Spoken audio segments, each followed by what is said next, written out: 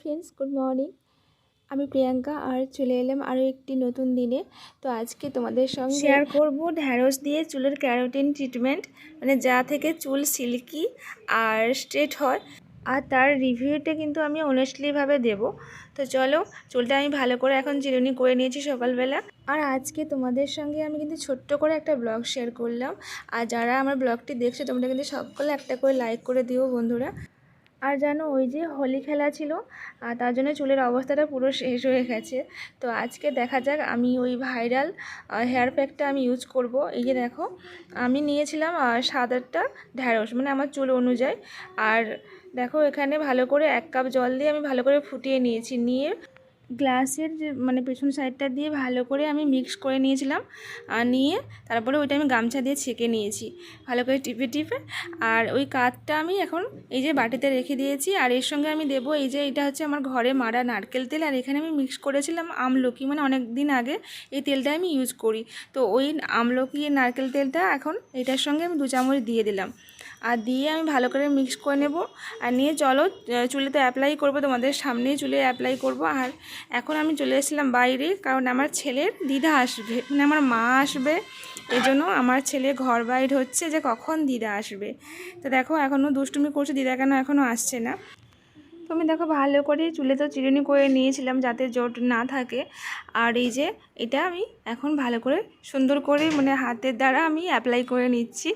আর বেশ মানে অনেকক্ষণ ধরে তো আমি চুলে এটা লাগিয়েছিলাম। আর আমার মনে হচ্ছিল যেন আমার মাথার মধ্যে সব ফেনা ফেনা হয়ে গেছে, মানে ঢ্যাঁড়সটা তো একটু পিচ্ছিল মতন হয়, তার জন্য এরকমই মানে মানে শ্যাম্পুর মতন লাগছিল।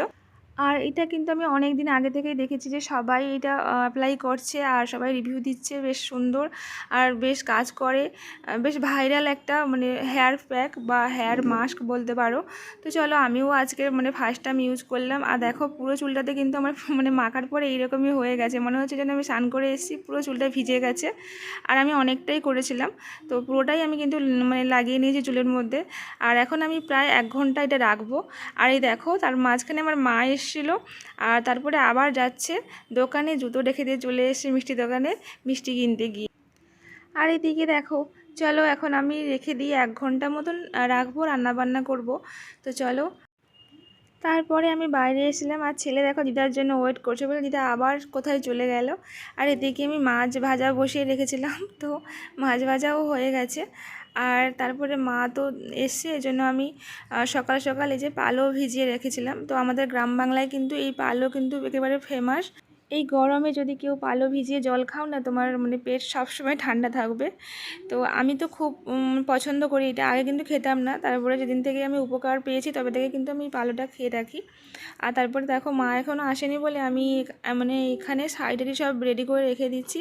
আর শরবতটাও তো বানিয়ে রেখে দিয়েছি। আর এইদিকে দেখো, মা দুধ নিয়ে এসেছিলো আর ছেলে খাবে বলছে, এই জন্য আমি গরম করতে দেব। মানে মা বলছে হালকা করে গরম করে নিয়ে এসছে, তবুও আমি ভালো করে একটু ফুটিয়ে নেব, তার জন্য এখানে যে ছেঁকে নিচ্ছিলাম। তো চলো, ভালো করে ছেঁকে টেকে নিয়ে এখন বসিয়ে দিই। আর রান্নাবান্না চলছে। তো আমাদের হচ্ছে শনিবারে দীঘা যাওয়ার কথা আছে, আর এই জন্য মাকে আসতে বলছিলাম, তাই মা এসছে। তো দেখো, এখানে রান্না বান্না চলছে আর এক সাইডে দুধ গরম করতে বসে দিয়েছি। আর মাছগুলো এখন আমি তুলে নিচ্ছি। আর আজকে রুই মাছ নিয়ে এসে লাউ ডাঁটা দিয়ে ঝোল হবে। যেহেতু পরের দিন দীঘা ঘুরতে যাব, এই জন্য বেশি কোনো কিছু রিচ খাবার খাবো না, এই ঝোল ভাত খাওয়া হবে আজকে। মানে এমনিতেই তো সাদা সিধে রান্না হয় তবুও। আর মাকে টিফিন দেওয়ার জন্য মারই আনা মিষ্টি নিয়ে নিচ্ছি, মাকে মানে টিফিন দেবো। তো দেখো, সকালবেলা আমি আলু ভাজা করেছিলাম, তো একটু মায়ের জন্য রেখেও দিয়েছিলাম, তো সেইটা দেবো। আর এই যে মিষ্টি, তো এগুলো দিয়ে মাকে আমি দিচ্ছি। তো মিষ্টিগুলো হয়তো আমার ছেলেই খাবে। আর এই যে দেখো, দুধ গরম করা হয়েছে, তো ছেলে খাবে বলছিল, তার জন্য একটু ঠান্ডা করতে দেব। আর ওদিকে হচ্ছে কুঁদরি ভাজা, আর তোমাদেরকে তো বললাম, আর মাছের ঝোল হবে। আর আজকে বেশি কিছু হবে না, হালকা সব রান্না হচ্ছে। আর মা নিয়ে এসেছিলো আঙ্গুর। আর তার থেকে সবথেকে ভালো জিনিস হচ্ছে মায়ের হাতে এই যে সাবুর পাঁপড়। তো আমি কখনো খাইনি, মা এটা বানিয়েছে আর নিয়েও এসছে মেয়ের জন্য। তো আমি ভাবলাম চলো, ওইগুলোও কিন্তু আমরা দীঘাতে নিয়ে যাব, মানে পাঁপড় খাওয়া হবে। আর এদিকে দেখো আঙুরগুলো সব গুছিয়ে নিচ্ছি। আর মানে এত আঙুর নিয়ে এসে যায় না কি হবে, যেহেতু আমরা বাড়িতে থাকবো না। তো তোমাদেরকে আগের ব্লগেও আমি কিন্তু বলেছিলাম যে আমরা দীঘা যাচ্ছি শনিবারে। আর জানো এই যে শুনলাম ওয়েদারের খুব মানে পরিস্থিতি খারাপ, কারণ শনিবার থেকে নাকি বৃষ্টি হবে। আর মা ছেলের জন্য নিয়ে এসেছিলো যে 7 আপ, সেটাও তোমাদের সঙ্গে শেয়ার করে দিয়েছি। আর তারপরে চলে এসেছিলাম দেখো তোমাদের সামনে একেবারে অরিজিনাল রিভিউ দিতে। মানে আমি যে ওই ঢ্যাঁড়সের হেয়ার প্যাকটা ইউজ করেছিলাম কেমন রেজাল্ট মানে এসছে, তো তোমরা দেখে নাও। মানে খুব সুন্দর রেজাল্ট এসছে। এত ভালো হেয়ার প্যাক কিন্তু হয় না, তবে এরকম কোনো কিছু আমার লাগছিল না, কারণ ওই যে আমার মনে হচ্ছে 10% মনে হয় কাজ করেছে, বেশি অতটা ভালো হয়নি। এমনিতেই শ্যাম্পু করলে আমার মানে সবারই চুল একটু সিল্কি হয়ে যায়। তো সবাই কিন্তু অনেক কিছু বলছিল, তবে আমার কিন্তু সেটা হয়নি, কারণ চুলে আমার কোনো সেরকম কোনো কিছু পরিবর্তন দেখা দেয়নি। তো যাই হোক চলো, তোমাদের সঙ্গে সেটাই সত্যিটাই আমি শেয়ার করলাম। তারপরে গেছিলাম বিকালে আমরা পার্লারে।